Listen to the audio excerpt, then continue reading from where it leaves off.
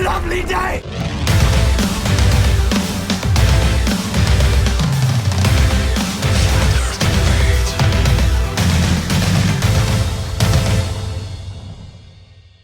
Welcome to Flat Earth Debate, Uncut and After Show. I'm your host, Nathan Oakley, and if you are new to this channel, or you have not done so already, be sure to subscribe and hit the bell notification icon to keep up to date with all the Flat Earth Debate pre-show and after-show goodness. If you'd like to support this channel, there is a super chat that runs alongside each of these shows while they premiere. There's also a PayPal, Patreon and crypto link in the info box below the video. If you'd like to keep up to date with the community debate, then go to nathanoakley.com and check out the Flat Earth Debate Forum. Now, we're currently in the interim stages between two debates, so I'm going to pass over to the panel and you can enjoy the dulcet tones of whoever is in there while I do precisely that. Right. Great example.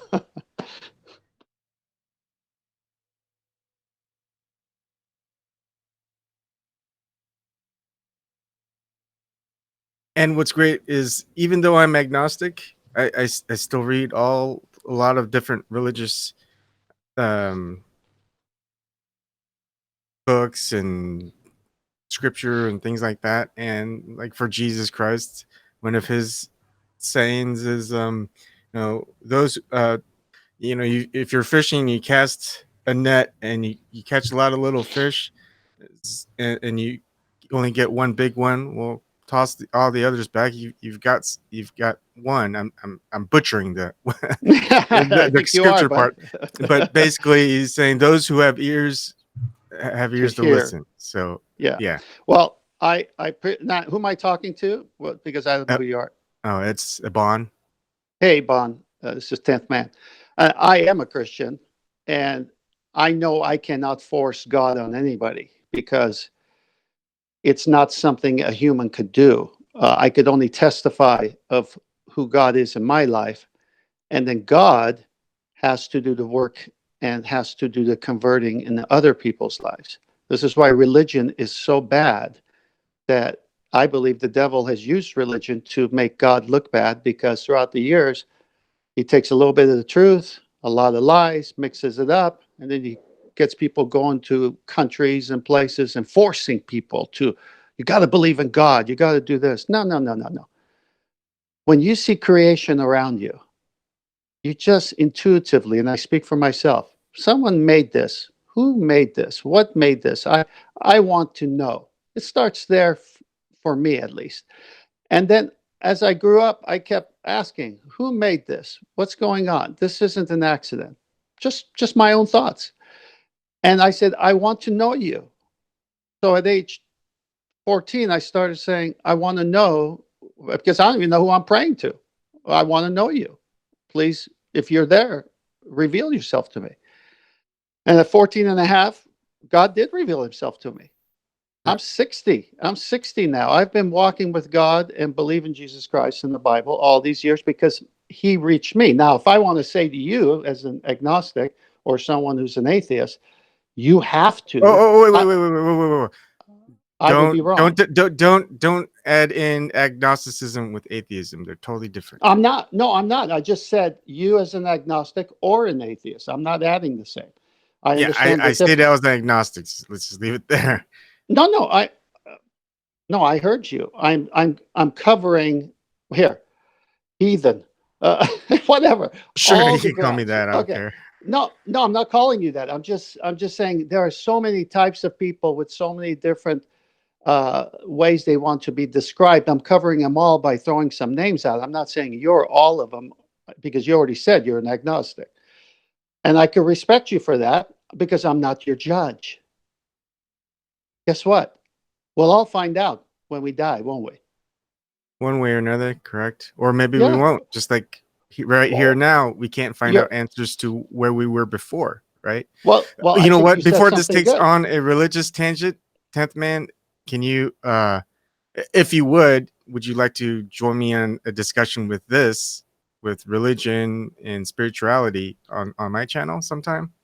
I would love to do that, but let me clarify. I am against religion. I'm against organized religion. Hold on. Sorry to interrupt. What channel might that be? My channel? Yeah, what's the name of... Plug your channel. Oh, just Ebon space Kim. How do you spell that? Echo Bravo Oscar November space Kilo Indigo Mother. Ebon Kim, subscribe today for excellent content. Well, I'd be up for that hangout. How does he, Nathan? I'm new to all this technology stuff, so can he get me from your hangouts, or how does he contact me? I don't know. You'll have to work that out amongst yourselves with all the different various communication. I can't put you in touch if that's what you're asking. I'm sure you can work it out. No, though. no. But you are before No, you I'm start. asking, Hold on. Before you start giving out details, this is being recorded. Just be aware. So don't give out any information now that you don't want to reach an audience, because it will. So No, I understand. I'm just saying, how does he get me on Hangouts? Does he just look me up, or? If you go to my channel and I'm live streaming, or there's a link to Zoom, and it's just a video teleconferencing, very similar to Hangouts, but actually better. You can join there, but it also has my contact info, so you can contact me through any social media, usually Twitter, Gab, or just email me at ebonkim@protonmail.com. All right, I'll just replay this part of the show to get that, and I'll contact you. Okay, cool. Yeah, that's all I wanted to know. I'm a farmer. I'm just learning this part of technology. I got a lot of it down, but not this part. I could use your help in farming. We just moved to Columbus, Nebraska. I could Really? use a lot of well, I do aquaponics. I use fish, and I grow outside of dirt medium. I grow in water. Man, I love fishing, so I want to do something like that. So yeah, we have a lot to talk about. That'd be great. That'd be great.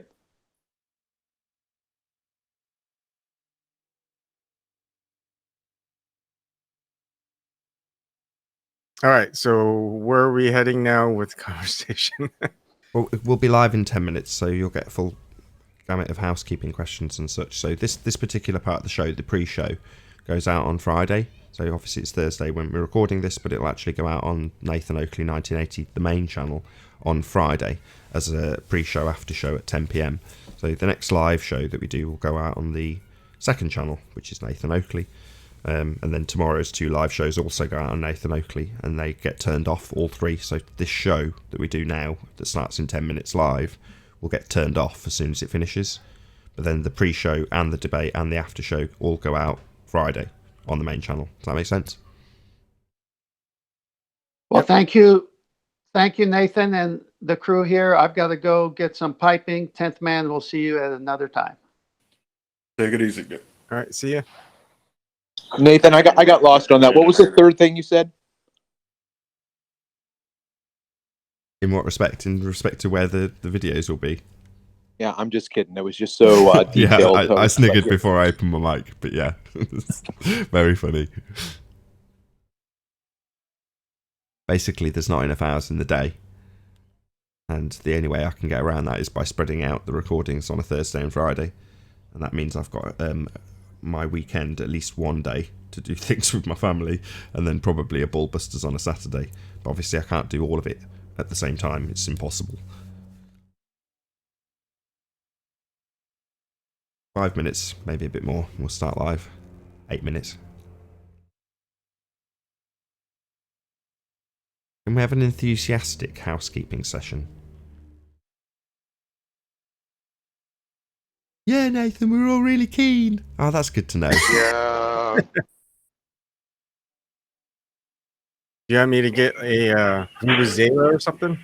It's not, not sound effects, not that kind of enthusiasm. I mean, like, when I say any evidence that we can have a gas pressure without a container, something along the lines of, no, space is completely fake. Something like that, rather than just, no. That's all I'm saying. I gotta be honest with you, that's so hard to do. It's just, it seems like it's so hard to be enthusiastic about these ideas that have absolutely nothing but belief in them. In other words, they're, you know what I'm saying? It's like somebody saying, any evidence of a, three-legged, horned, whatever. It's so hard to be enthusiastic about saying no. you know. I agree. But, However, the three-legged unicorn that doesn't have 90% of the Western world believing in it. So that if you put yourself in the position of an audience member, and they may not appreciate the gravitas of a question like any signs of Earth curvature, but a response like Earth has no curvature, Earth is flat, something like that is just a slightly more expansive answer that explains the point behind the question. Any evidence of axial rotation? No, it appears that we're completely motionless. There's no evidence that we're actually turning, despite the assertion. You know what I mean? I'm just expanding on it I a bit. think so I, that you know what? Okay, I think I understand. What you're saying is, see, that answer that I just gave you, I was just thinking about myself. But what you're Yes. saying is, we have an audience. Let's think about them. I got you. Yeah, so, a little bit more expansion on, any evidence. Which ones haven't I covered? So, self-perpetuating molten iron core, to me, as the housekeeping questions go, is the most ludicrous one of them all. Radius, yeah, that's ludicrous, but it goes so way beyond radius. They're saying that when they've only they dug 8 miles, but they've got all of these assertions about the presupposed sphere Earth and what's beneath our feet. It's so crazy. There's absolutely no way they can ever back the claims about the molten iron core, but they still go around. You've still got the pretty diagrams that Arwin talks about, So it's just one of those. I want people to understand the banality of it. Is that the right word? How benign the pictures are in reality to what we actually have. Sorry, Nathan, I'm done. I'm just saying. It's I'm sending it to Paul. So Paul, you'll get it on your messenger just now.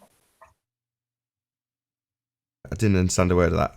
Messenger just now was the only bit I got out of that. Paul will get it on his messenger. He'll get the picture now. I'm sending it to him. Oh, okay. This is about what we talked about in the last show. No, about the jump, the Felix guy. Oh, the Felix. Jump. Felix Baumgartner. Yeah. Okay. Did you see all the people in the chat going, Bumgardner? It's like dealing with second graders. Hey, can somebody tell me what pedantic means? Somebody who strictly follows rules. Wait, say that again. I didn't hear you. Somebody who strictly follows rules. Can somebody? He's not clear. Can somebody else say that? It's when you say to put a fine point on it. That is that you are so consumed about the detail that if someone says something and they're just a little bit off, you're going to correct them. I'll give you the exact definition. Excessively concerned with minor details or rules. Over scrupulous. Okay. It's not necessarily a bad thing. No, I just never knew what the word meant. I heard it a lot, but I never really knew what it was. A stickler. Gotcha.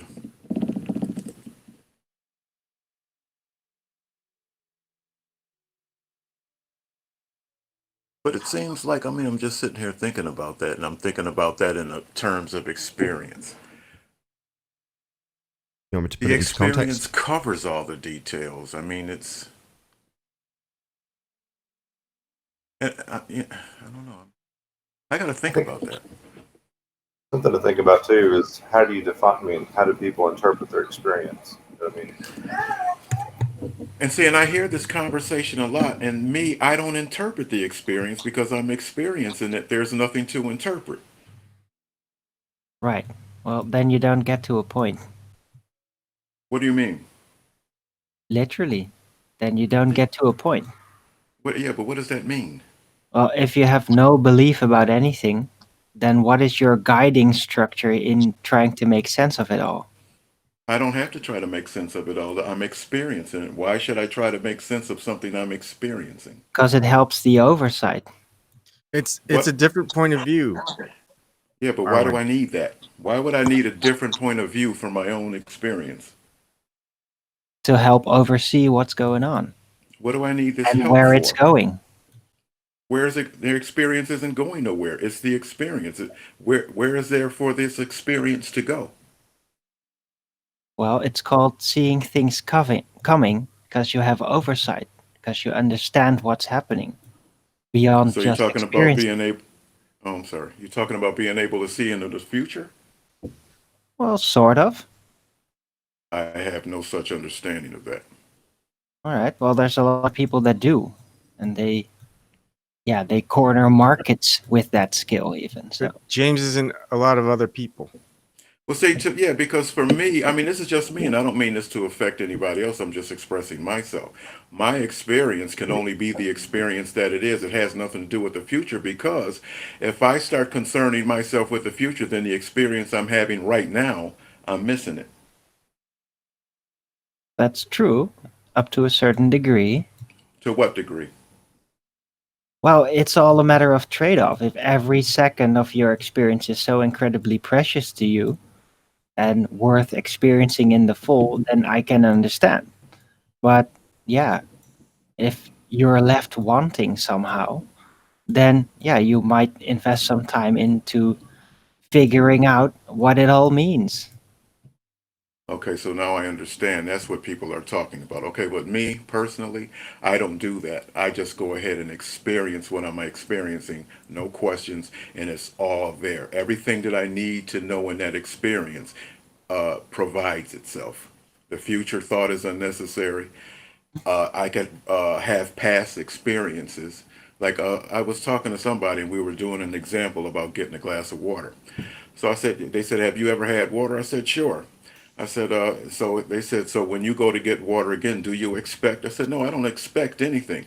I said, but based on my past experiences, when I go to that sink and get some water again, if it tastes like it did the last time, I wouldn't be surprised.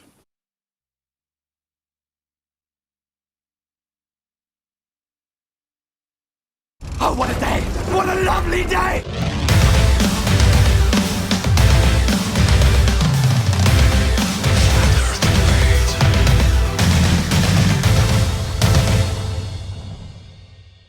Welcome to Flat Earth Debate Live. I'm your host Nathan Oakley, and if you are new to this channel, or you've not done so already, be sure to subscribe and hit the bell notification icon to keep up to date with the Flat Earth Debate. If you'd like to join the community debate, then go to nathanoakley.com and check out the Flat Earth Debate forum to keep up to date with the community debate. If you'd like to support this channel, there is a super chat that runs alongside each of these shows while they're live. There's also a PayPal, Patreon and crypto link in the info box below the video.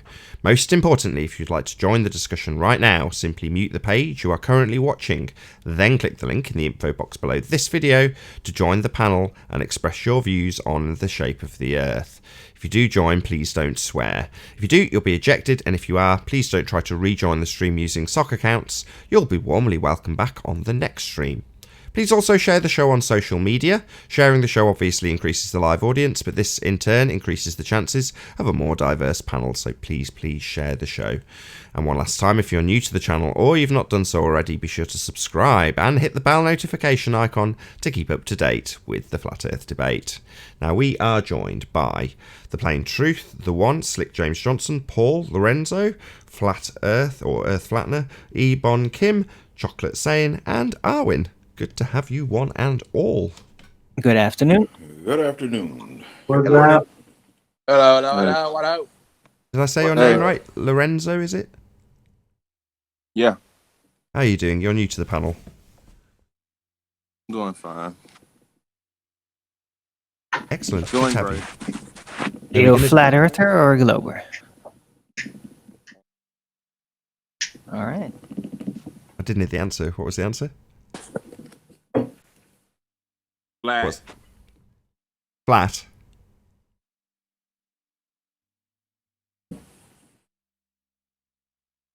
For how long? Since 2016. What Cool. was the nail in the coffin, so to speak? So I live in the middle of, I wouldn't say the middle, but in the Western Pacific, and I flew from San Francisco to get here. And for the life of me, I just didn't understand the flight path that was being projected on the headrest in front of me on the aircraft. So a few things were popping up on Facebook and YouTube about the flat Earth. And back at that time, you couldn't tell me that the Earth was flat, because I thought I was smart. And then I guess one day I felt compelled to open up one of the videos and, hear what whoever it was that made the video had to say. And Azimuthal equidistant map was on the screen. So that made me look a little bit further into the flight path that was projected in front of my face. And I realized it was a straight line. So then I just started digging and digging and digging and digging. And then I was like, okay, there's no reason for me to not believe this. So, yeah, that's pretty much the start of it for me. Cool, good stuff. Thanks for letting us know, Lorenzo. I'm going to go through the housekeeping. Hopefully it'll be an enthusiastic one. We shall see. Any signs of Earth curvature? Anybody on the panel? Nothing. Nothing whatsoever. I think Paul can share a picture now with us on his screen. I just sent it to him, especially for this part of the housekeeping about the Felix Baumgartner joke. You there, Paul? Do you want to share this? I did it especially for Paul. Oh, here we go. I'm working on the it. case. I'm working on it. Here we go. Well, actually, those 3 pictures makes a composite of the Earth being an obloid spheroid with the equator in the middle. See the red outline? Yeah, but see how the bottom part is just made out of sky? Doesn't make any Concave. Oh, that's the oceans. It's a concave flat sphere, guys. Can't you see it? Right, so this is your claim of curvature. Sorry, So it's a bit concave conflicting. flat spheroid. I know what he did. He varied the curvature, what we've been trying to do. He's done it. He varied it with GoPro, did he? Okay. Well, this is kind of conflicting because we've got flat, concave, and convex all in one. So that's no good. Any other signs of Earth curvature? Nope. No. Nothing. Obstruction. Lots of obstruction. Never Earth curve, though, Arwin. Hello. What about axial rotation? Oh! No! Any signs of axial rotation? Don't all go at once. Nothing. There's no So one I laid whatsoever. down Come once. on, what are you doing here? Come on. Still haven't found that axis. Lots of devices spinning around, suggesting all kinds of things. But It's an axis of evil because it's 66.6 degrees. Yeah, I know that. Yeah, the claim tilt towards the sun, right? Yeah. Bowing the Earth. is it the axial rotation of evil? No, are you causing a lot of feedback there, Travis? No, just axial rotation of the Earth-based variety. I'm not so concerned about the tilt. More concerned that it's a claim that we're spinning, right? Black axis, therefore, does not spin. No, we're stationary. We're not moving a smegging inch. What about any scientific evidence of gravity? Come on, man. Come on. What are you doing? Come on. What gravity? Come on, man. That would be crazy. You can't spoil Travis when he does his thing, man. Come on. Yeah, that'll do that one more time, and Nathan, do that one more time for Travis. Okay. Any scientific evidence of gravity? I blew it! You folded. It was the pressure. The pressure. No pressure. Okay, hold on. Me.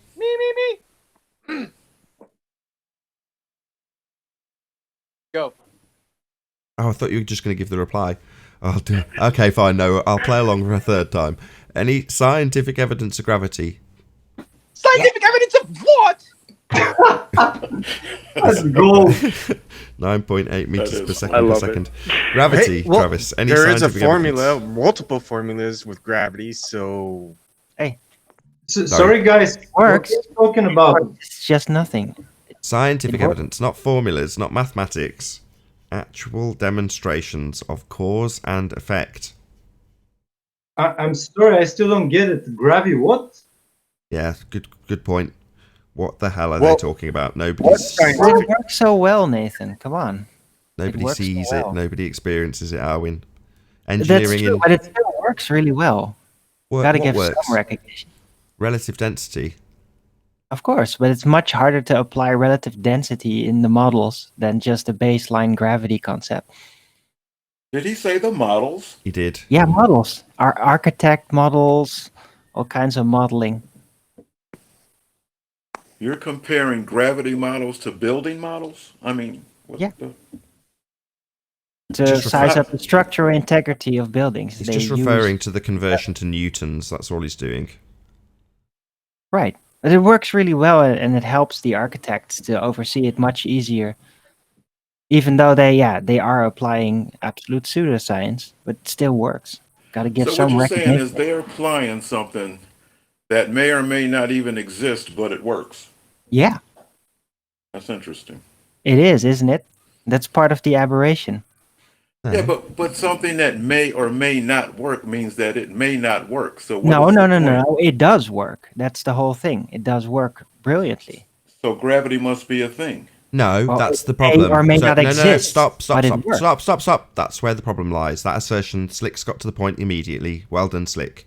Correct. Just because you have some mathematical formula that hijacks an element of reality, which would be relative density, by removing all aspects of the relative part, putting things in vacuums and giving you a measurement of 9.8 meters per second, and then applying that mathematically to the very real aspect of relative density in our day-to-day lives, does not mean that the original assertion that there is a force of gravity is real. So Slick's got to the point real quick, like you did, Arwin, yesterday with R. So yeah, it doesn't make it real. Correct, Slick? Yeah, but I'm not claiming that it is real. I'm just saying it's much easier to program. Try and program a model see, for Arwin, the structural problem integrity is using relative density. Yeah, but it's confusing when you say they put it in the equation and it works brilliantly, and it's like it's not real. For what they're work using. brilliantly. It doesn't matter if it's not real. If it works, it works. Even if it is based on virtual things. No, Arwin's Somebody correct. cut that piece No, out. hold on. You gotta- Arwin's correct. If it works, it works. But then the problem comes when you get Slick saying, so does that mean that we've got a force of gravity? Well, no. No. Exactly. Okay. Isn't it amazing how the world works? Yes, how it's been hijacked, how things that we do experience like perspective get hijacked and called curvature, how things we experience like relative density get hijacked and called gravity. Yes, it's very interesting, but also very, very annoying. We've all been deceived. But try and program an emulator, a model-based system with relative density instead of gravity, and you'll be faced with certain problems. Like what? Like a universal direction, which gravity is very clear at. You'd still acquire that with relative density, though, wouldn't you, depending on the density of the matter that you were employing? Yeah, but if you truly put in the relative factor, then that confuses things. Well, Try it out. it would be more complicated than just saying there is down. Yes, I appreciate that it's oversimplified to make models easier to work with, but that doesn't negate the relative density part, does it? No, it doesn't. Relative density is scientifically provable. I agree with that. Right. But to then use models, It's So, hold on. I'm just going to get this in so we can move on. Just let me get this in. So we've come full circle. Any scientific evidence of the gravity bit? No. Excellent. Thank God. Right, so we can move on. All right, keep it going. Keep it going. Deduction based. Hold on, Ebon's keen Let's to talk get about something in. software programming. Sorry, go on, Eben. Get your point in.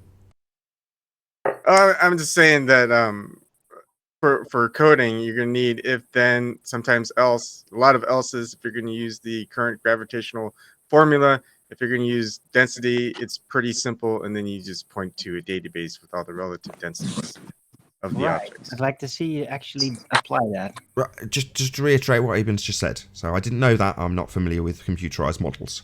But if you have a database of the relative densities for each given item and the mediums that you will potentially be building in, probably quite limited, but still there's water and various other things that people build in, so yes, it's still relevant. But if you have that, then you have all of the ingredients needed to completely negate any requirement for gravity, the oversimplified version of the hijacking of relative density. Right. So good luck applying that. Yeah, I don't doubt that it would be more complicated and require a more intricate knowledge of more mediums and more items within those mediums. So yeah, I don't disagree with the sentiment, but as Slick's got to the nub of pretty quickly, it doesn't make the force that's asserted to oversimplify that mathematical formula apply in reality. We just have relative density. Absolutely, and I agree to that. And yeah, it's part of the aberration of it. Excellent. Any evidence of the distance to the sun? No, there is no distance to the sun because it is not a thing that is anywhere. It's optical. Sorry. Did everybody enjoy Johnny Globehead's part when it came to, I don't know if anybody that was on the panel now was on the panel yesterday in the after show. Was anybody there for that? Nope. Not me. That's okay. So this will be new on all of you. So has anybody come across the time when somebody asks you why the angular size of the sun does not change throughout the day if you're on a flat plane, given that we have perspective? Yeah, I was there yesterday. So but for the rest of the panel and the audience, are you familiar with that question? Why doesn't the angular size of the sun change if we're on a flat plane, given that we have perspective? Correct. Right. And I had my question to Johnny Globehead was, what makes you think the sun is subject to those same laws of perspective? Right. Which is relevant other than when you dissect what the actual claim or question being asked is. So I'm going to paraphrase this. I hope I don't butcher it. Why does the not actual size, i.e. angular size, of the sun not decrease in its not actual size as it moves from its not actual position? So angular size is not actual size, and the sun in the heliocentric model, as they claim it to be, is in a not actual position. So they're saying, why does the not actual size of the sun decrease its not actual size as it moves from its not actual position? Sounds about right. Now you just messed up the whole equation because you had an even amount of negatives, but now you have 3 negatives, so No. it's not. No, he got it right. I'll say it again. It's another way of saying, yeah, it isn't actually a physical thing that is there. It's all virtual. And the only real data we have and that we can gather is the angular position in relation to the observer. Can you pop yourself on mute when you're not talking, Travis? Well, what the heck? I'm just sitting here. I know, it's just causing a bit of crackly feedback, that's all. The only thing... Are you sitting in a diner, Travis? A lot of noise. As I'm sitting back listening, though, when I hear somebody say that there's no distance to the sun, that sounds like a claim that can be verified. I mean, that's what I get out of it. I don't know, you can't... That's an argument from ignorance fallacy. You can't prove a negative in that regard, can you? You can't prove a non-distance. You can't prove the existence of a non-distance, so that's an impossible task. I think what I'm saying is, can someone just declare that, though? Can somebody just come out and declare that there is no distance to the sun? Can you do that? Probably not. Whip his ass. Until disproven, if somebody can actually prove the distance to the sun definitively, then then you can smack me with that. Yeah, but you still, just because nobody knows the distance to the sun, you still can't just declare that there is none. Why not? Well, why do it? I think because nobody can prove the contrary. Right, so that's still... You understand what I'm saying? So just because somebody can't... I do that kind of shit. I like it. I like declaring something because nobody can declare the contrary. I like. You mean like globe people? Maybe. It's just not added the extra... Some areas here and there, but yeah, they base all their things on total presuppositions. I don't do that. What are you basing your statement on? On the lack of evidence to the contrary. So you're saying that there's no evidence of the distance to the sun, so that gives you the position to be able to declare that there is no distance at all. Yeah, I declare it to be a optical phenomena like a rainbow, which can be definitely deduced to have no literal distance in relation to the observer. And I say I would have to agree with that we all of see that. is the same kind of thing. I say that's fair enough, isn't it, Slick? when he can makes that. Well, I mean, I agree. it's just that it still sounds like you're making a declaration with no basis. Nah, he gave you his basis. You can't measure a distance to a rainbow, and Arwen's saying it's comparable. He made it quite clear that it's his declaration also. So at this stage, I've got no issue. You know, you can challenge him on his declaration by all means, and we all do, believe me. So, you know, that's fine. But he's made it all quite clear in terms of how he's laid it out. This is my declaration. And my declaration, based on the observation of a rainbow, which you cannot measure a distance to, I will declare that there is no measurable distance to the sun. He just leaves out the measurable bit. He could also paraphrase it further and say, nobody has currently measured a distance to the sun.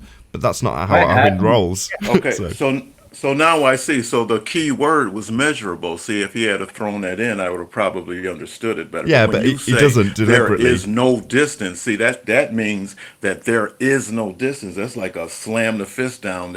You know, then that kind of sounds weird. But he can with so his explanation. Maybe Arwen should just say there is no distance to the sun yet. No, that works. No. Stop. You've missed his point. Then, Arwen, can you repeat a bit about rainbows? Well, I just wanted to say that there is an apparent distance to the sun. There appears to be some kind of virtual distance because of the holographic nature of the apparition. But there is no actual distance, because then if there was an actual distance, then that would have to be confirmed by actual physical measurement. Yeah, but why? Why would you declare that you can't get that measurement? You talked about it with rainbows. That's a bit right. To repeat.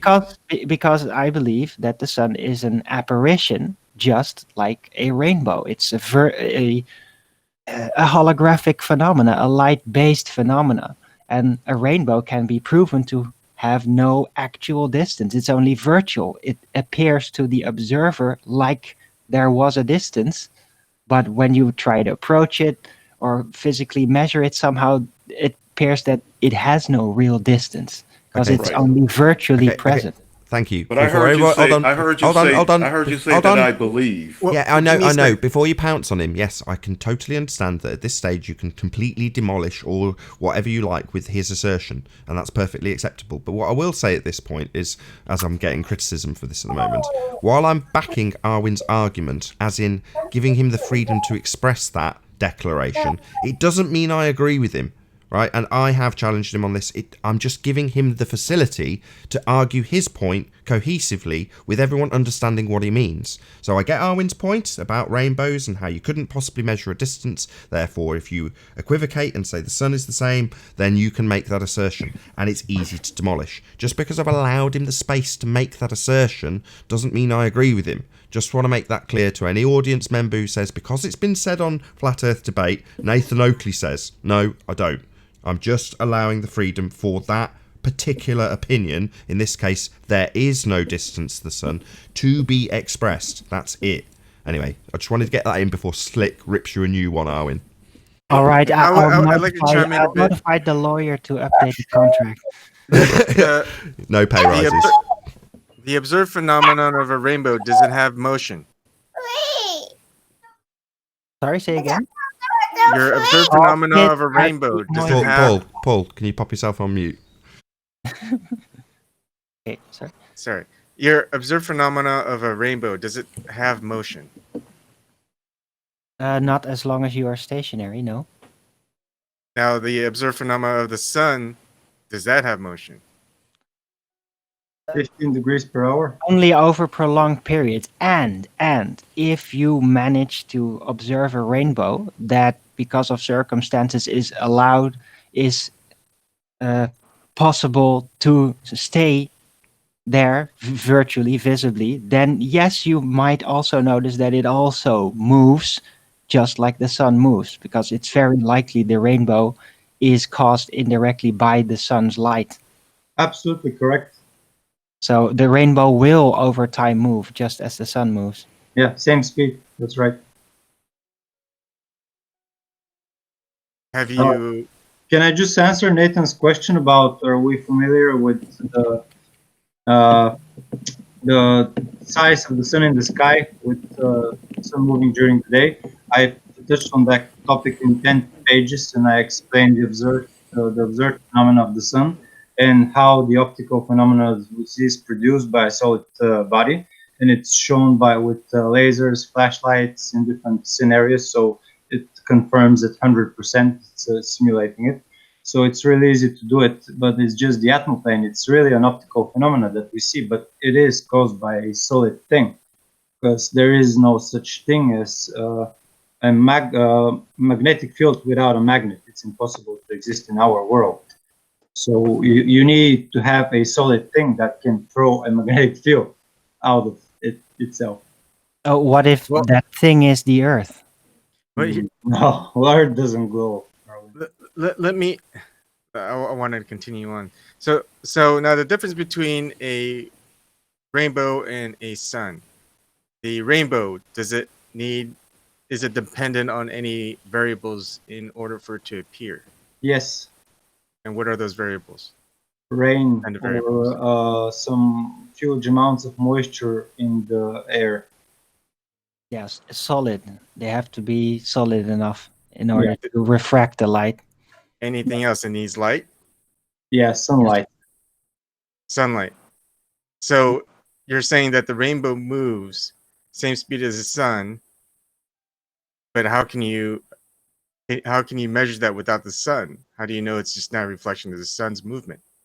It is a reflection of the sun's movement. That's why the rainbow, if you get a stationary rain cloud that will sit there and just rain straight down for hours, the rainbow will move with the speed of the sun, 15 degrees per hour. So is it a reflection of the sun's movement, or is No, it it's its own movement? of the part of the sun's field by raindrops, so it collapses it to different colors from the spectrum. Okay, I think Eben's got to the point of this pretty quick too. So it's an equivocation. It's broken sunlight. You can replicate rainbows and you can give all of the explanations, but you still require the light source, so you're equivocating. Now, while I don't necessarily disagree with Arwin, it's still equivocating. So I don't know if this needs to continue or if we can move on to gas pressure without a container. Oh, lovely. There is no space. So any evidence that you can have gas pressure, like we all breathe and experience on a day-to-day basis, without the necessary antecedent of a container to cause that pressure. Never No. observed that. Come on, I've never observed anything like that. Conspiracy Cats 2019. I saw it on the Sci-Fi Channel. There is no pressure. Yes, to quote Conspiracy Cats, Yeah, without the container And there can nobody be no cares pressure. about their pressure Correct. gradient until they can explain why we have the gas pressure in the first place. So if Johnny Globehead is listening, we can take that to the bank. Well repeat- said. Just repeat that again, you weren't quite loud enough, Chocolate. I said, and nobody cares about the gas pressure gradient until it's explained how we have the gas pressure in the first place. So if Johnny Globehead is listening, he can take that to the bank or wherever he wants to go. Thanks. Exactly.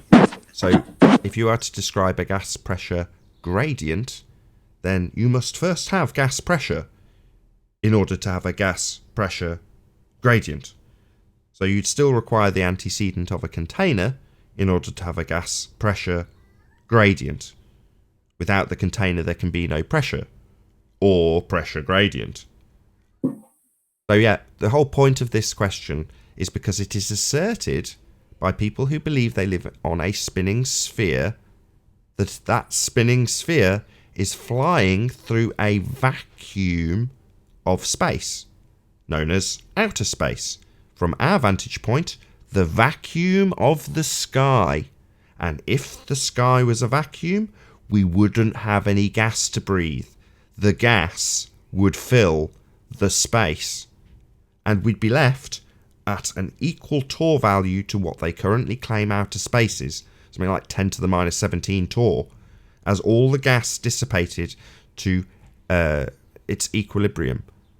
It would follow the second law of thermodynamics and dissipate because it has nothing to press upon, according to the religion of heliocentrism. There is no barrier, just a vacuum of the sky. And if there was, which there is not, a vacuum of the sky, the gas would dissipate into the vacuum. Now, the fact that we have gas pressure means it's pressing on something, and you can't press on a vacuum. So space is fake.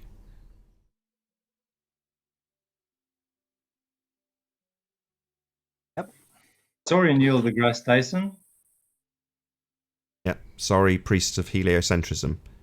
Any evidence of a self-perpetuating molten iron core at the centre of a presupposed spherical Earth?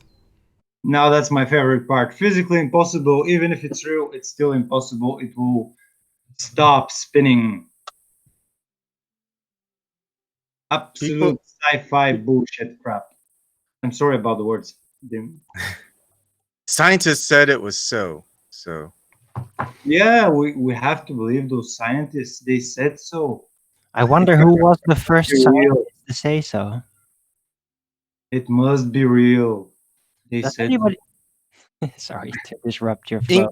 Inga Lehman in 1936. You want to fill us in? She was the first. First what? To discover that there's a solid core, inner core. She's a Danish seismologist. Oh wow, she's the root of that presupposition. What's her name?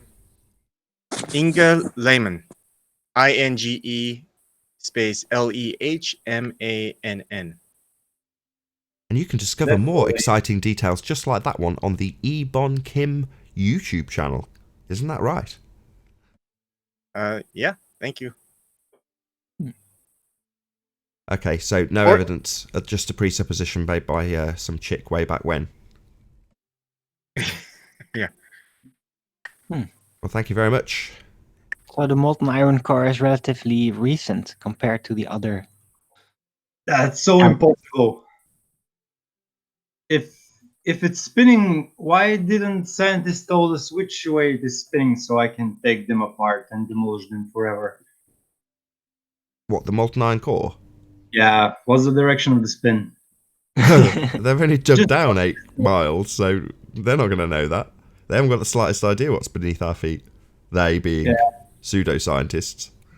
I'm just waiting to hear clockwise or anti-clockwise, and then I just cut their throats open with it. Ah, that's a trick question, because it's all a matter of relative position.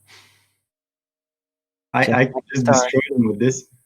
Just like that's the same question as with the stars that Johnny Globe had brought up. No, it's because if their presupposed Coriolis effect is it's been real on the surface of Earth, then it should affect the core, and then they're in big shitty troubles because it will make it stop spinning. Yeah, there's definitely no evidence for the molten iron core. Nonetheless, it's still taught to school children as absolute fact. Is everyone familiar with the story currently in the heliocentric model for how we have this oversized molten iron core? Oversized because time-wise in their model, it should have cooled down by now, but hasn't because it's very big. Does everybody know why? Because the planet in the beginning was a flying hot potato which was spinning, and then the surface cooled down and compressed down and that kept the temperature and the flow of molten iron going. Yeah, but given that timeline with the heavy bombardment that they talked about, again, complete just so story, that core that you just described by accretion, gravitational, would be cool by now, given the timeline. Yep. Well, why isn't it? Well, no, okay, listen. This is where, like, I've thought about this too, is like, where's step A, step B, step C? So if we imagine all of the space dust floating around and gravity beginning to pull things in, it would have to have been molten from the beginning, because at what point did it interact with something to make it molten? Right? Because you've got a grain of, almost think of a pearl, right? You've got an oyster with a grain of sand that then gets layers and layers and layers and layers built on it. So the earth didn't just appear the way it was, boom, with all of its layers. It was developed. It evolved. So that's the whole thing. You have to see this earth come together like a magic thing of force bringing, or gravity bringing all of the elements and dust particles. They would have all still been dry and not molten it would have just been a large dust bunny. Right. It wouldn't have had all of the different constituent parts to it, because you might as well tell that story along with your molten iron core, because why stop there? But we don't ever go to that development. But it gets better. You know, the story doesn't stop there. Obviously, what you've just described is just a just so story and pulled apart as easily as it's put together. But ultimately speaking, the just so story gets into the crescendo of the farce when it comes to the molten iron core. So I've been poised to tell this story, so I'm just going to tell it. So you've got a planet called Earth, and you've got a planet called Thea that's dangerously close in its presupposed orbit around the sun, which doesn't happen. Anyway, it's getting closer and closer in the heliocentric world of bullshit, and eventually, disaster! It strikes Earth, that being Thea, at a glancing blow, and smashes off the surface level, but not enough to destroy the whole planet, only takes out a chunk, and deposits its molten iron core into Earth, the debris being coalesced in the form of the moon, and leaving Earth with an oversized molten iron core, previously the planet Thea, which is now part of Earth. That's their just so story for the timeline not quite working. So there you go. I've got a question. So I haven't watched the sci-fi movie. The Earth's inner core is 3,958 miles. That's what they state. Now, how does magma travel from the Earth's inner core all the way up to spew out of a volcano as lava? It doesn't. That's not part of their narrative. Gravity. That's not what causes lava. That's not what happens. So you've got the ring of fire on tectonic plates. The friction between the tectonic plates is what causes the lava. So it's not necessarily coming from the core. That's just a misconception in their model. So it's from the heat generated at the tectonic boundaries that would cause the lava, and then that would spew up on the ring of fire as they've got it modelled out. Now, the validity of any of that, I have no idea. I don't know if we've even got tectonic plates. No, we don't. Right. Well, I don't know that's just the case either, but I'm just saying that's the narrative. That it's not from the you don't get lava from the molten iron core. It's not working its way up from the center. The ring of fire. That's why they came up with the tectonic plates. They use this as their point of. No, I appreciate that, the one, but I'm just saying that's their narrative, right? That's what they say is the case. Now, I'm not claiming that's where lava comes from either. Before anybody starts, I'm just saying that's their narrative. Anyway, we've got one last housekeeping question. This has been great, by the way. Before the show started, so if you're watching this on the Nathan Oakley 1980 channel, you'll appreciate this because you've heard it on the pre-show when this goes out on Friday. But if you're watching this live, you've got no idea. Before the show, I was saying, look, let's have a bit of enthusiasm for the housekeeping, because it might be the case that people watching don't necessarily see the significance of the questions being asked. I.e., space is fake. Exactly, space is fake. Any evidence of a gas pressure without a container? If the answer's just no, normally I'll expand and go, all right, so there's no proof of the vacuum of the sky or something to that effect. But I was just hoping for the panel to do it. Now we're on, 35 minutes into the show, and we're on the last question, which is pretty epic, so great. Any evidence of Earth radius, the R value? Yes, there is an R value, and this is the retardedness of globe heads.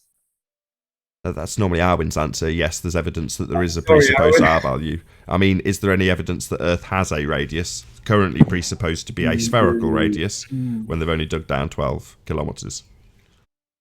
Just Arwin may say the prayer now. Me? You normally say, Arwin, yes, there's evidence. Radio Sanctus. Gravitas Spiritus Sanctus. You normally say that there's a evidence of the presupposition of R. In other words, yes, the R value exists, obviously, or we wouldn't be asking for evidence of Earth radius, spherical, that it's claimed to be. Anyone could find the value of R. I mean, Eratosthenes did it 2,000 years ago without leaving Alexandria, so anyone can do it wherever they're sitting right now. I'll just take it back to the first question. There's no curvature, there's no radius. All they have to do is declare it. They just declare the radius, and then all of the believers say, yes, there is radius. And then as time goes on, everybody declares radius. That's how I hold see on. it. It's a little bit more complicated than that. They still deduce it from the yeah, from the celestial angle changes in relation to the position on the Earth. Still do that trick to Yeah, conclude there is a radius. Yeah, but we just don't add in the spherical bit. So yeah, you stand and look at the light above your head on the equator, right? And then you figure out where the equator is based on the midpoint of where the sun traverses. But we're just talking about the sun above your head. At some stage, somebody has to say, no. When it goes around this part of the ground beneath my feet, it's actually that I'm standing sideways on the outside edge of a ball, and that ball is spinning, and the light is going around that outside edge because it's actually a sphere I'm standing on. Because, yeah, you can track the sun and get a circle, right? But do you get a spherical radius? Well, no, only if you presuppose it's a ball. That's the point. The presupposition came from Aristarchus. Oh, it's Earth as a sphere causing that shadow. From there on in, that presupposition is utilised in all of the measurements of the sun. not measuring around, putting tape measures around ball Earths now, are we? Just looking at the sun. And if you do Google search, and most people will do Google search, and the top 3 results is going to be the Wikipedia. The Wikipedia says right there with Eratosthenes that he made 5 important assumptions, and number 4, it's that the Earth is a perfect sphere. It says right there. Yeah, he's presupposing. It was wrong though. It's pear-shaped. Yeah, it's so perfect that it got polished on the outside to be perfect. Yeah. Yeah, their own declarations are usually parroted by the pretender clowns that think they know what they're talking about when they use this as an evidence. They'll actually drop that in there if they're reasonably well researched. So the most recent victim of this was Gary Awesome, and he basically stuck in that he had to presuppose the Earth was a sphere. It's like, well, by that declaration, you are admitting, quite openly so, that this is a begging the question fallacy. If you're going to assert that this is a proof of the sphere, and he starts with the presupposition that it's on a sphere, then that's nothing but a demonstration of a logical fallacy, begging the question. Assuming one's outcome, assuming automatically that it is a sphere that you are measuring, that's begging the question. You're not demonstrating a sphere, you're presupposing it. And it's never been any different. That's why yesterday with Arwin and Johnny Globehead, it didn't matter what the argument was. Arwin could have just completely ignored every point of the question, and then just said, "Well, where'd you get R from?" and then immediately the argument's demolished. And I had to coax Johnny Globehead into still having a cogent argument, because just by asking for the R value, Arwin basically obliterated the argument. And that's the case in most instances. At some stage, they must beg the question. They have to assume their outcome. So just asking for R, it's not the best argument for debunking heliocentricity. That would be gas pressure without a container. But when you're into people who have got this deep-seated belief in the sphere Earth, and they go to their mathematics and models to prove it, you just ask for R. Where's your R value? Oh, well, we just assume that bit. What, the thing you're trying to prove? Well, that's the end of that argument then. Yep. Nathan, I'm really sorry. Can I just say something? Because I may have to go in 10 minutes, and I just want to take 1 minute more to ask you guys something. Mike's all yours. Go ahead, the one. Do you remember, when we started the Flat Earth revolution, 4 or 5 years ago? There was this video on YouTube, guy telling that the sun is blah blah blah high 3,000 miles, using a sextant that they've measured it, and they say that it's about 50 some kilometers in diameter. Do you all guys recall that? Yeah, I know the claim. Carry on. Yeah. Well, so because the other time I claimed the distance to the sun that I've measured in a totally different way, and it's 96% close to what we were told back then. And 2 days ago, I actually used a totally different method to measure the sun diameter, and it actually goes 98, 99% accurate to what we were told before. And that really struck me. It's using 2 totally different methods and approaching the subject to actually take this measurement, and it matches. I didn't expect that, to be honest. But you don't have the distance, or to be able to make your measurement pan out. You've got to make some assumptions along the way. I mean, I'll reserve judgment. Maybe you'll prove me wrong, but There are Let's actually see. no assumptions.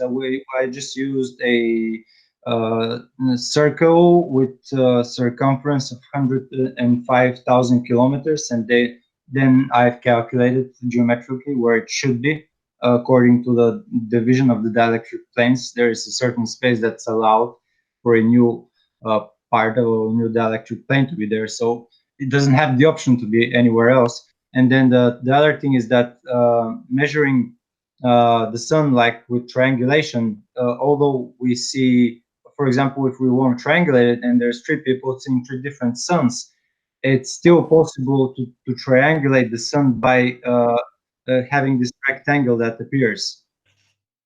There is a method in mathematics in geometry that does that. But that will only give you but that will only give you an apparent size, an angular size. No, it will give you the accurate number. Okay. Then you have to work on the geometry of the triangle that you got from the triangulating the three different suns that you get. So they form a triangle, and then you work inside this shape when you know the distances. But getting the distances of this triangle is really difficult. Hold on. If you're gonna triangulate, then you either need to know its exact size or its exact distance. Exactly. You took the words out of my mouth. If you're going to triangulate it, you must first know how big it is, and you don't know that. If you start with assumptions of how big it is and then triangulate, well, then you've started with an assumption of how big it is. Yeah, that's why I used different methods to find out how big it is in diameter, and it shows 53 to 53.5 kilometers, which I installed like in the beginning. But you're getting that from your triangulation, and No, you can only. Both are different methods. Okay, I'll just say hello to our new guest. Bear with me a second. Hello, Bill. How you doing? Hello. Say hello again. Hello, can you hear me? We can. Good to have you, Bill. Very pleased to have you. Okay, well, I mean, so far, I think Arwin's hit the nail on the head, took the words out of my mouth. Yeah, it's kind of dubious if you're going to claim an exact position again, and there is no exact position because it's moving up and down all the time. You'll never be able to measure where it exactly is. It's impossible. You just have the limits of where it goes, like up and down, like probably 100 to 200 kilometers of its motion, but nothing more. Yeah, but the only real thing you really have to go on is the angular data. Yeah, this is due to the atmoplane. It's part of the optical phenomena is the sun not changing size. Right. I've described this in like 5 pages, very detailed, so you won't have any questions after you read it. Okay, so you assume it is. No, I don't. Give me a second. What we see there, guys. I just wanted to just do a live stream update thing. The live stream, the chat is frozen on your screen, Nathan, and for me, it's showing. It's our short films collection. It's all right. I caught it just at the same time you did, so I've just changed it out. Right. It's because I've swapped the channels between the streams and just forgot to swap the chat over, so it's now changed. Just to tell something to Arwin. Arwin, I tried to measure the diameter of the sun using like 10 different types of magnets and getting the ratios of how big it is, the magnet, independence of what the magnet is made of and what's the shape. And then I, based on this ratio, which occurred to be the same with 10 different magnets with different shapes, you can always see the same ratio or the same amount of field depending on the diameter of the magnet. And then I use this to actually, because we know how wide it is, the daylight of the sun. And after this, knowing this dimension, you can work out the size, and it shows 53.5 kilometers in diameter.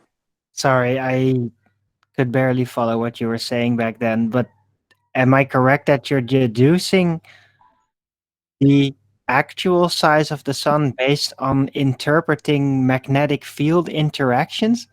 Well, sun is magnet, and it has that's not actual proof. But no, sun is a magnet, a huge magnet, and what it does is just moves its magnetic field around and polarizes the atmoplane. Yeah, but if it's literally a magnet, then there should be a magnetic ring, a distance, an actual measurable magnetic field coming off it that would reduce over distance, like real physical magnets do. So, Well, do you have any proof of any magnetic field?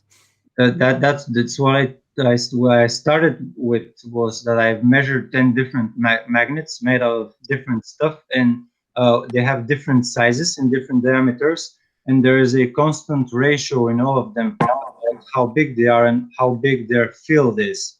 It never changes. It doesn't matter how big or small the magnet is or what it's made of.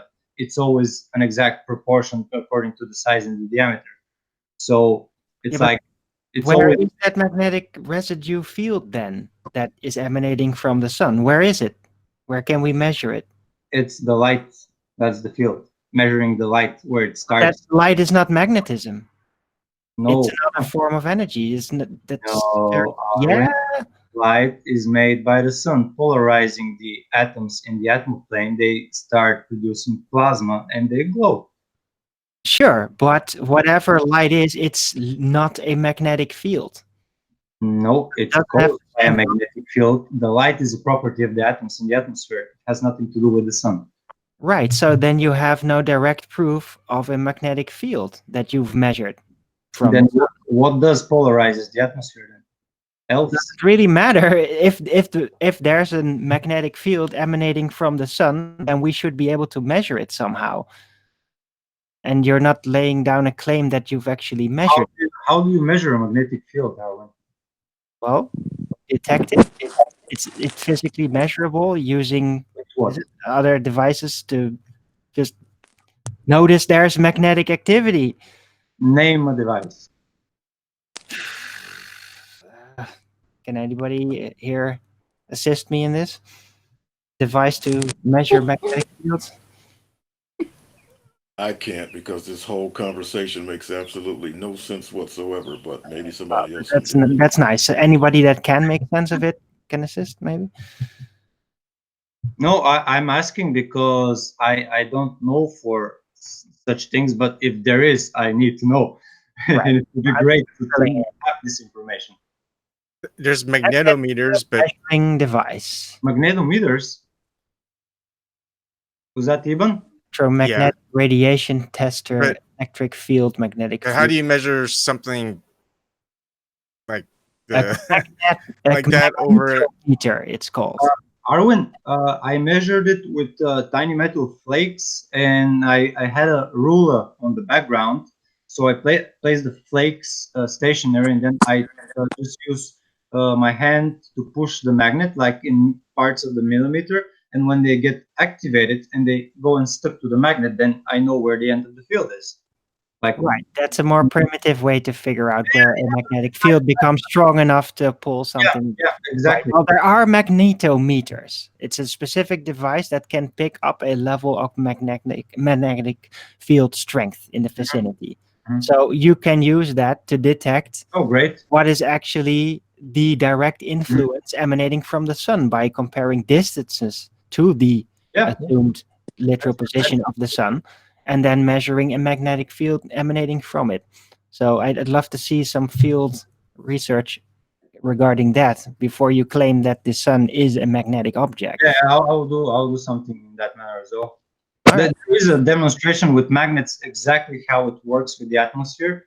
I have it on tape, and there's a big magnet that represents the sun and small magnets that represents the atoms in the air. Okay, I I appreciate the sentiment to that, but that kind of does sound to me like a Cavendish experiment deduction-based thing and not the actual sun out there. That's just all I'm saying about it. It's a principle of how fields interact with each other. It's not deducting anything, it's just showing the movement. Yeah, but you presuppose that the sun is that. That's the idea. Well, if you're in a world that only uses polarized electricity to create everything, there is nothing else for the sun to be. I don't know how to respond to that. Well, what about before electricity was used? There is only electricity. That's what's called ether, electricity. No, I mean, as for civilization, as for civilizations that didn't utilize electricity as energy. Can you elaborate to that a bit more? I don't understand. Sorry. Well, back before light bulbs, do we use electricity as energy in any form? I mean, we use torches, we use candles to light up the night. So yeah, that's fire is slow electricity. It's a slow charge of electricity. It's just electricity running slowly. That's for like first graders to be able to understand what plasma and electricity. They're basically the same thing. Absolutely, 100%. So plasma is actually the first state of matter. After it polarizes, it's not plasma anymore. It becomes solid liquids and gases. Where are you getting this from? I discovered it after 10 years of studying everything in existence. So after you studied, now you're making this declaration. Yeah, that's why I made a paper about it and I made experiments about it. No further questions. Thanks.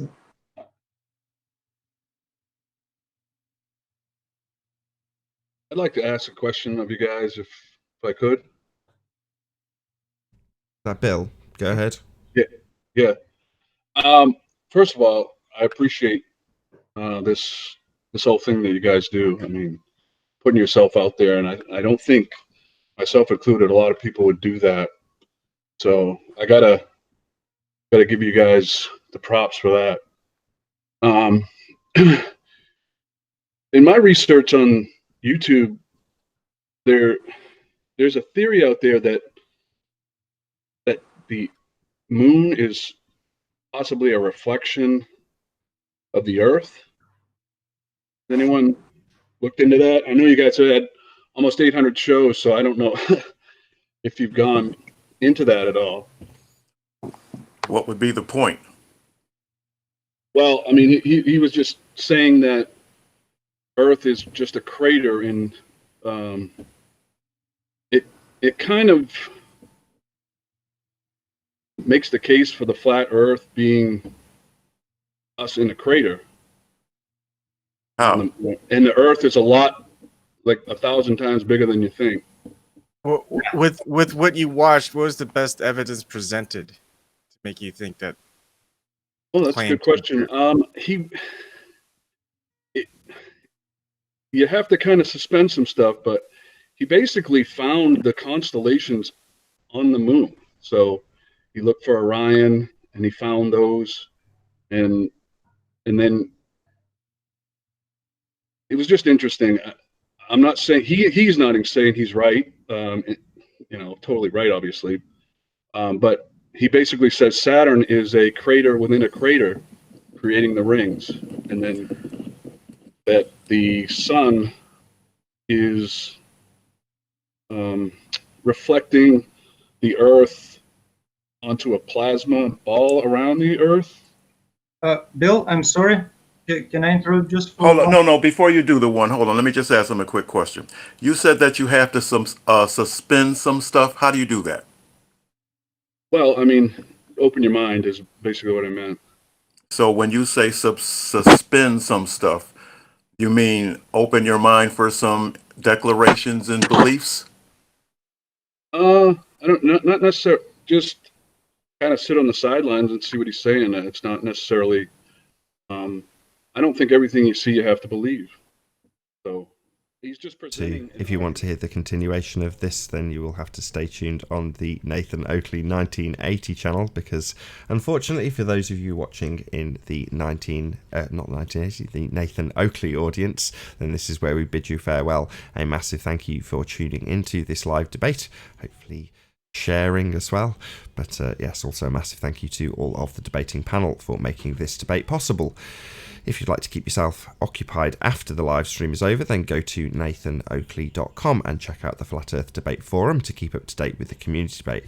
As I say, if you're watching on Nathan Oakley 1980, then stay tuned, as there will be an after show to follow. I've been Nathan Oakley, and I'll see you all in the next video. Oh, what a day! What a lovely day!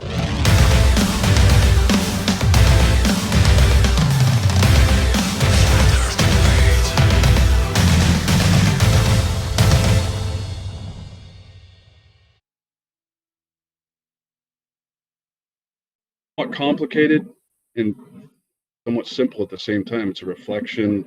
It's the Earth. So I can say I'm going to Mars because I'm just going to another crater. It's basically what he's saying.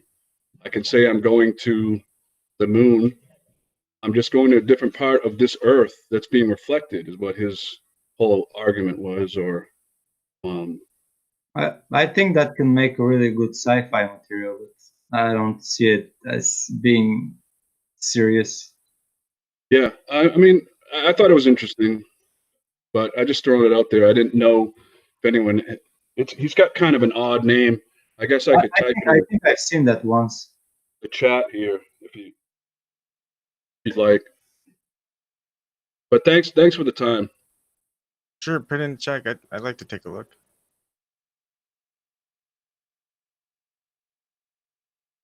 I'd like to digress for a second. If we got a minute before the show ends or transitioning. We're into the after show now, actually. Let me reshare my screen. I don't know if you saw what I had put up here. It was talking about the early universe. It says it took 380,000 years for electrons to be trapped in orbits and nuclei, forming the first atoms. These were mainly helium and hydrogen, which are still by far the most abundant elements in the universe. Now, here's a question. Was the early universe a vacuum? Nope. It wasn't. Nope. So, but if gases fill the available space, how do they coalesce into the next sentence? There is no 1.6 later, gravity came to, There is no thing as space. I'm just talking about the heliocentric model. Yeah. Think gas pressure without a container. This gravity thing is pretty magical. It can pull things together. Overcoming the vacuum of the so-called space is my point. That's all. Paul, in the process of my discovery, and when I trace the actual physical process that's occurring in nature, it leads to the same thing that they're describing in the Big Bang. It's just they've used it to portray their vision of their model. But actually, this is what happens. You have a positive pressure buildup in the system. Then you have an implosion, which creates the ether atoms into hydrogen and helium. That's like first grade science. Because basically you need quantity of something to get a quantity of another thing. And that they just hijacked it in their model. Well, let's talk about the Big Bang. Even Faraday said that. Faraday, when he was doing experiments, said he had the same idea and the same thoughts, and they hijacked that. He was saying that ether got polarized and turned into hydrogen. And I got to the exact same conclusion when discovering the ether. So I think you're right. So with ether, does the gravity model apply to the ether model? No, it's just static electricity is responsible for relative density. Okay. And I'll just pop a picture so you can see it. Can I send it to the group chat here? Now how did this ether fill the space that's outside of? Yeah, I love this the question. Earth's atmosphere. Everybody wants to know exactly this. Now, I'll give you a short answer. Think about how a random thought fills your brain. So we're talking metaphysics? No, it's not metaphysics. It's pure science. But you're talking about thoughts. Yeah, thoughts are pure science because they're purely electrical impulses in the human brain. They fall right in the middle of the scientific method. This is the actual plane that where we live. You can see it on my screen. And before you go on, I want to focus on the thoughts again. Can you provide me with a link at least to the scientific method that was used to link? That's the answer. Electric conductivity to form thoughts, so we can form thoughts outside of our human brain. Is that what you're saying? I'm answering exactly this. Just give me 1 second. This the yellow thing is the dielectric plane, and the big north and south is what it's the up and down. This is what makes the up and down. Then you can see the buildup of other poles. So that's why helium goes here to the up, and then it doesn't want to come down because there's more south poles in here than in here on the other part of the line. So it doesn't matter which way you want to call it or down, it's still up and down relative to those poles. Then the human thought and actually the Big Bang occurs right on this yellow line in the middle, where it's an actual electrical impulse that starts in a white magnetic spectrum field, which is cold up to the coldest possible temperature of minus 273.15 degrees. That's why there is nothing in the beginning, because it's purely static and it's not moving at all. So you have only pause real quick. So if it's static and it's not moving, how does it form two separate poles? There is one word for this, and it's called will, because it wants to. Like when you want to do something and a thought appears in your head, the actual same process, purely electrical thought. It's what creates us.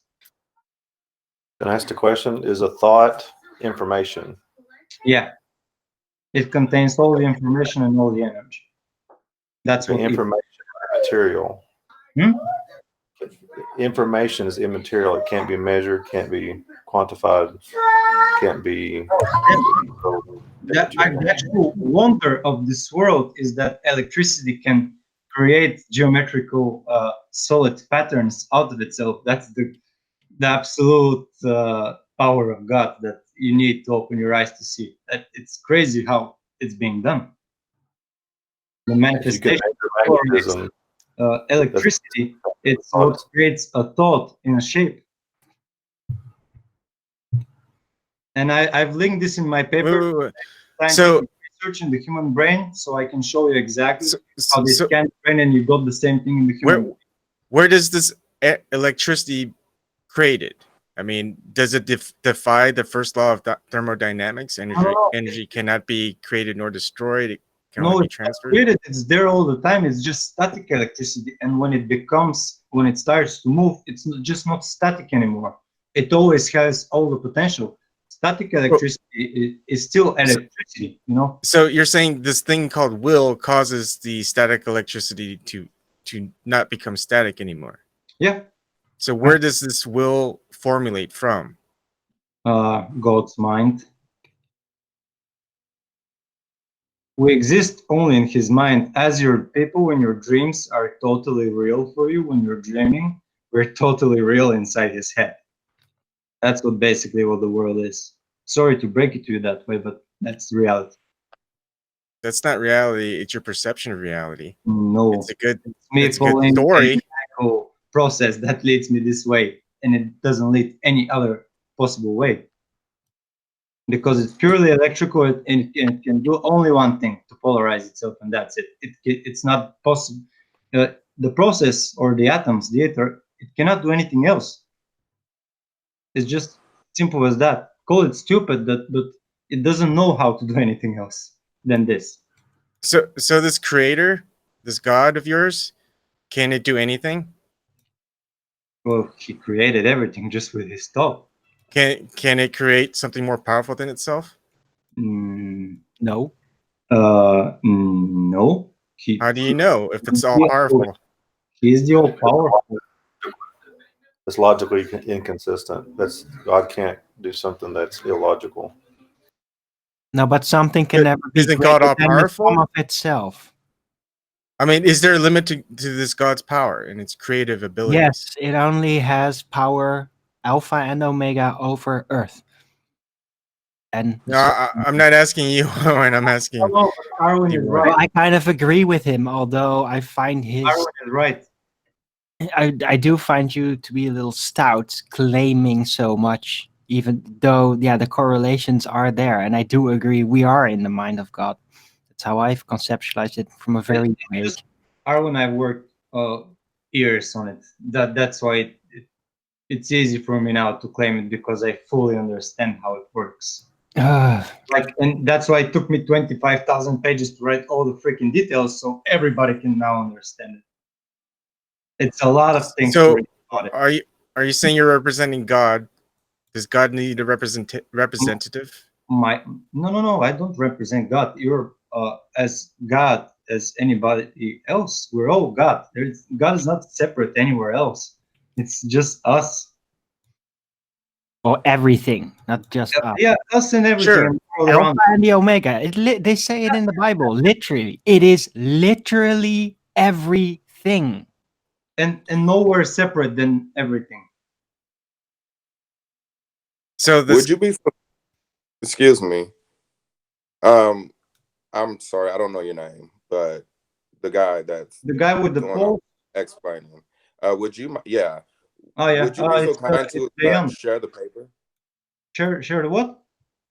Share the paper that you wrote. Yeah, I'm just Uh, finishing in a few days. I will send it immediately. Of course, no problem.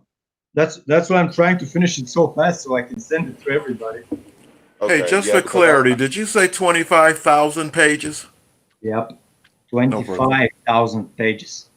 no further That's questions. explaining all processes about all fruits, all living animals, all their biological functions, all the magnetic functions in the atom plane, all the processes underneath the ground, and how it all works together. That's why it's all simple and it's only one process, but because you describe 1,000 different things, that's why it takes so many pages. But it's basically the same thing explained with let's say oranges, and then with dogs. so you know so much about this God. I would like a few questions.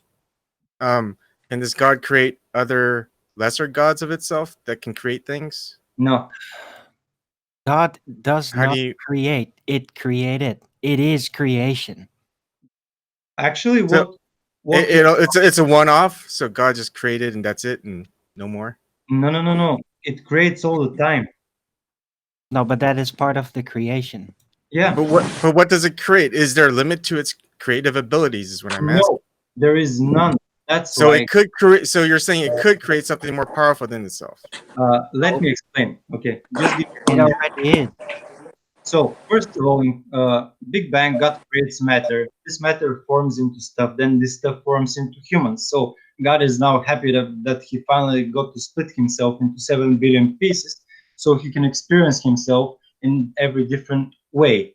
And then after this, all those pieces inherit all the capabilities of God to co-create, but they're not as powerful. And as we multiply and we get more and more, the combination of the big groups of people, they can get to create something, but it will never be outside of God's limits, because it's always inside his mind. So it's never more powerful than the actual God itself. That's the whole idea. God just wants drama because he's bored. That's why he splits himself. If you can do everything and you know everything, then you're left with doing nothing. Everything will be meaningless. That's why you have some fun. Split into 7 billion pieces and have fun. So he's basically, or God's just entertaining himself. What came before God? It was always God and only God. How do you know that? Well, I've explained in the paper. Let's just not waste everybody's time. I can answer, but I'm getting like the whole time, and I know that Slick will be mad in a few moments about me talking too much.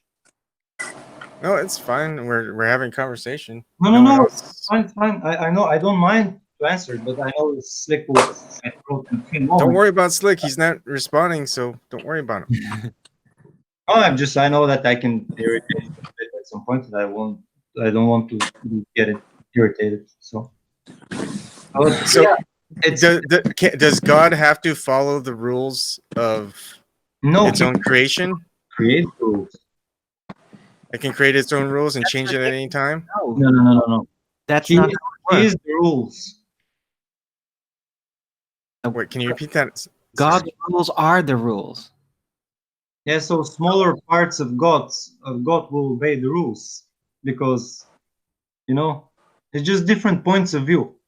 Where the same person just multiplied 7 billion times with different aspects to it. Okay, so it has to follow its own rules. It can't change its own rules. Yeah, of course. Yes. You So- said it's the same God, just multiplied? No. Yeah, broken down into pieces, basically. Fragmented. Okay, so every existing thing on this earth is God, broken down. Absolutely. Yeah. Nothing is outside God, or it is not God. Everything is only God in this world. Okay. That's why without evil, you will never appreciate good, or without hatred, you will never know love. That's why you need to have them both. That's why electricity polarizes itself into north and south, because without the two pairs, you have nothing. And you can trace this through the society behavior back to the beginning of the world. It's always one thing dividing into two.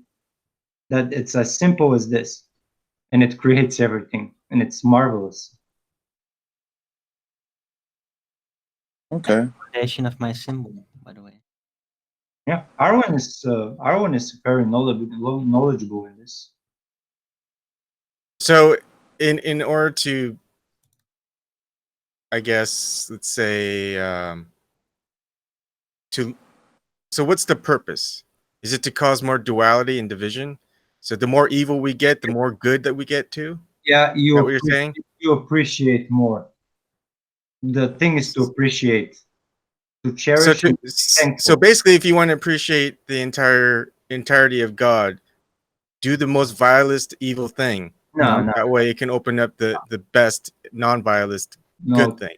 Try to be good, because there is enough people that will try to be bad, because you have the mind and you can distinguish between good and evil. So you won't go just do evil because, yeah, I'll make them feel the good part of the world.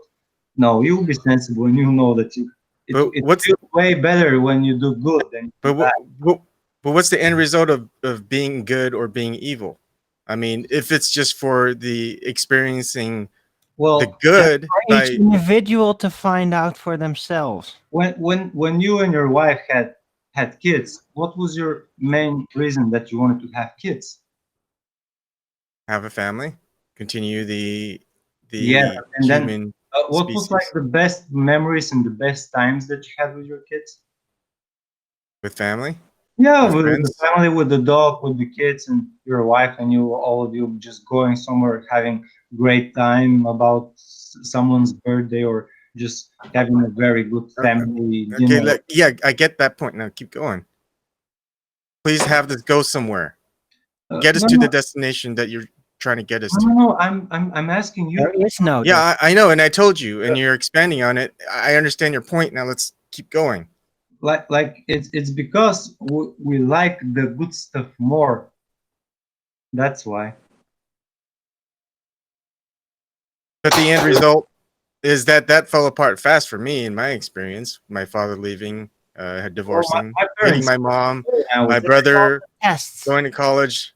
So that experience, although good, a lot of it was negative. So there's a lot of big space where I could have experienced a lot of good, but I didn't experience a lot of good. I feel in my life was shit for the past 33 years, like totally shitty, but I still enjoy every moment of it because it brought me to realizing what God is and what life is. There's some inconsistencies here I'm noticing. I've been trying to be quiet and just listen for a second. There's been established that God sets the rules or is the rule, right? Is that what Neon said? Yeah. And Erwin. Okay. Now, if he set up the rules, that means he set up the rules for good and bad. That means in that good and bad, he's both good and bad. Correct? Yeah, absolutely. Yeah. Okay, so there's really, if he's good and bad, then there's no distinction between good and bad. It's all relative. There is. No, there is, because it's in separate people. That's why it's in separate people. So there is a distinguishment between good and bad. Who determines what's good and bad? The different people. So everyone for himself. So good and bad is relative. No, it's not. But you just said it's. I can tell you that I like good things more than bad things because I like them more. And would that be subjective? That's very subjective. It's not subjective at all. It's just a matter of priorities of the people, what they choose. But see, So but then that that's subjectivity. Choose Hold to on, hold on, hold on. let their life go to shit, then that's their choice. Let Lorenzo go at it. He's new and he hasn't had much airtime. I'm not trying to go at it with anybody. I'm just trying to get a very good understanding. Just because I feel like something is good doesn't make it good. I could be in a bad relationship and think that it's good, but you think that it's bad. So I'm not understanding. Yeah. this is the inconsistencies I'm talking about. This is It's why called distinction. Distinguishing what is real, what is not, what is actually good, It's subjective. pragmatically, and I'm what sorry. is just an illusion. And if you don't go to that process to distinguish it, then you're going to be set off adrift into whatever belief or perspective you prefer, like the Globers. Yeah, Aaron probably nailed it with this explanation. Also, you also just brought up another inconsistency that you don't even realize. If God has split himself up into different parts, which is what you said earlier, that means he's wanting to experience good and bad. He wants to experience himself from every possible aspect or viewpoint. Okay, but if he's on and he knows all things, then he would have known that before he even needed to create things. No, because when he breaks down into small pieces like you and me, and when we are born, we take 6 years to learn about this world, to start using our senses better and to learn how to speak and how to behave. So we forget everything. So we have to do it all over again. That's the whole process. Doing it all over, repetition, repetition all the time in different variations. So it's always something new and something different. So you can make a better judgment or a better distinguishment. That's the complexity of the world is what gives it value. I don't think you understand what I mean. If God is all knowing and knows everything, he can predict all possibilities, knows all possible futures. Yeah, it's all predetermined. Yeah, it is. Then there's no reason for him to need to experience this world in that way, because he would know all. You're right, Paul. It's all predetermined, and he knows the outcome in the beginning. But when you know the outcome in the beginning, then when you go into the process, then you understand the outcome. It's very. So God isn't understanding his own outcome. Sorry. Let me give me 1 second. Let me ask The mind of God that can allow you to understand things better. Can I ask this? Wait, hold on. Okay, let Lorenzo go, and then. Yeah, I just had like 2 words to be finished. Go ahead. I wanted to say to Paul that this process that I just mentioned, it's very well described in the Matrix by when you make a decision and you know the outcome, it's walking the path, is understanding why you made that decision. That's why the Matrix, I said it's very important to actually understand the world and God and how ether works. To understand the choices you have already made. Yeah. Okay. Now, the path is like walk the walk. Okay, so I'm so glad you get this, McDade. Walk the talk, I meant. I'm sorry.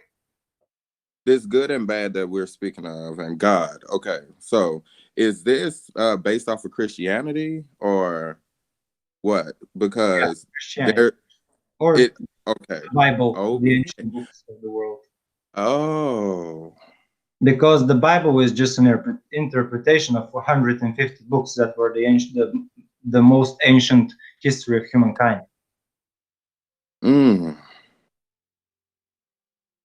So where there's it's also been adulterated too. Yeah.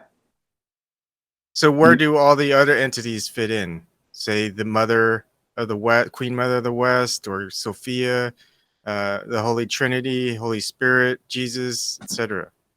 Holy Trinity is actually the first 2 magnetic fields which overlay on top of the initial dielectric static plane. That's what the Holy Trinity means. That's what makes everything appear into existence. The actual technical process, the mechanical process that creates everything. I have another question. Are you telling me that the Antichrist, now that I've gotten down to the point to where I realize or understand, or you have told me now that this is based off of Christianity, are you telling me that the Antichrist is of God, the Everything Father? is God. But Alpha and Omega. ooh, I'm Everything. sorry. I don't want to get in a debate about beliefs. So you think Lucifer is the second God that's almost powerful as God? You know, in the Bible, God created Lucifer, and he can destroy him every time he wants. And he was cast down. Yeah. I'm aware of that. This is Everything's God's work. Yeah, I'm going to withdraw from this one, but I do want that paper or whatever that is. Yeah. You're getting it. Don't worry. Yeah, I have a problem with everything being God, because then right and wrong becomes irrelevant. No, It all it is doesn't. irrelevant. No. Yes, it does. No, it It does. doesn't. You're wise enough to know that's not true. The And you're spectrum also is still the I same. make a decision. I know there's a right and wrong, and I'm not disputing right and wrong. I'm going from the premise that you're establishing it. No. Oh, it's up to you to say to us what's right and what's wrong, according to your. I tell you what. I go and cut somebody's throat in the United States. That's deemed as what? Wrong. But in why is it deemed as wrong? Because it's murder, and the Bible says so. Yeah, but here's the violence difference. upon If he had just slashed the throat of some pedophile or something that just killed like 10 kids, what would people still think? wrong. That would be right? No, it wouldn't. Yeah, I'm not saying it would make it right, but certain people would look at that act as a right act. So it's up to the person. Well, certain people are mistaken, and actually the vast majority seems. Well, if you were one of those, if you were the parent of one of those kids, you wouldn't think you were mistaken, right? But the So new it's all. revenge is not justice nor good. It's simply an impulse. Yes, it is. No, revenge is not good. Yes, it is. No. By what it standard? prevents the originator of the violence from being unchecked, from creating more violence upon others. Yeah, now, that's if justice from the doesn't stop that, then perspective. there is no From the justice. evolution perspective, Because that's here's true. the thing: the ones who don't initiate the violence, they're not causing the violence. No one does any revenge against them. But when there is someone that creates violence, it's not violent. It's not good. It's not.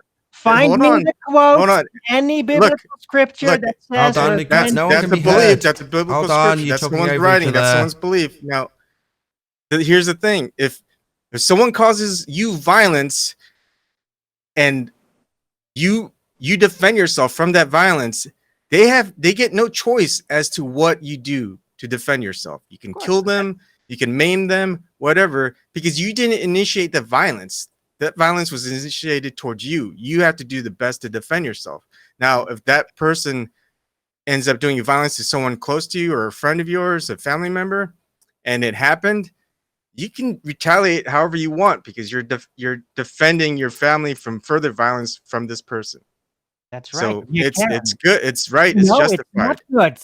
Yes, it is. So you so read the Bible. pretty much what you believe in would have you late. I don't care about the Bible. I care about what's right. If God tells me, if there's a form that tells me to do something that's wrong, even though I know it's wrong, I will not do it. The cycle of violence never ends. It's not If Arwen, if your God tells you to go rape a child, would you do it? Revenge is good. Look, Arwen, I'm asking a question. If your God told you to rape children, would you do it? No. Why not? God told you to do it. No, You're defying God? God. God Are you defying God? God does not defy Logos. Only Lucifer and Ahriman defy Logos. You have to be the one distinguishing what is being said. So how do you know the commandments that are set forth aren't from Lucifer and it's directly from God? How do you know? You can't hear you if you both talk. How do you know if the commandments that you're given in your Bible that you believe in is not from God but from Lucifer, or vice versa? How do you know? I feel it out, I learn it, and I learn of each interaction what the overall consequences are in a wide spectrum. That's how.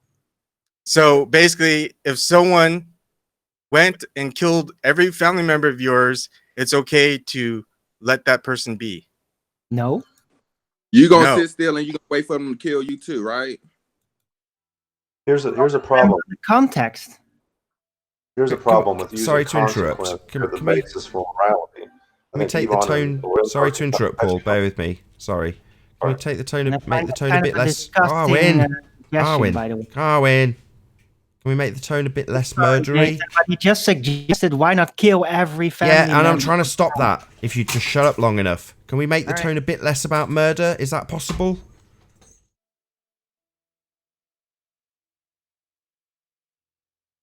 My apologies. I'm the one that started it. It's contextualized, it's fine, but it's going to descend pretty quickly unless I step in. At the moment, it's perfectly contextualized, but as people's anger level rises, the context might get lost, and that's not productive. At the moment, Well, it's relatively productive, other than people talking over each other. Yeah, it's not anger. It's just more of someone keeps talking over me when I'm talking over, and vice versa. So Relax. we just end up responding. talking, yell, or like just Arwen just interrupt me. I just talk louder because I don't want to be interrupted. That's all it is. Don't Not be so anger. damn long-winded in your ridiculous questions. Yeah, Oh my god. My questions aren't ridiculous. Yeah, they are. Come on, Arwen. No, they aren't. You can't tell them that shit. Well, then don't make the claim that revenge is good. I'm not making a claim. You're making a Okay, claim. as this descends into second grade ad hominem attacks, I will say a massive, huge, enormous thank you to all of the Nathan Oakley 1980 premiering audience for tuning in, hopefully sharing, smashing the super chat, subscribing if you've not done so already. Also, of course, a massive thank you to all of the debating panel for making this after show possible. If you need something to keep you occupied after this premiering stream is over, then go to nathanoakley.com and check out the Flat Earth Debate Forum to keep up to date with the community debate. I've been Nathan Oakley, and I'll see you all in the next video. Oh, what a day! What a lovely day!